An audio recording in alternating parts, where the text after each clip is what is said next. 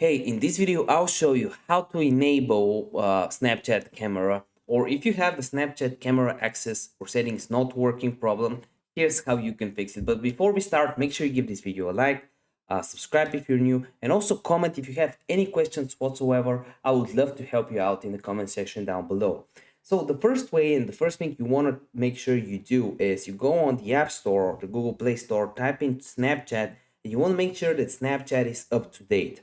So if you go here, if you have an update version option, make sure you update it. If not, go on settings, go on general, click on iPhone storage.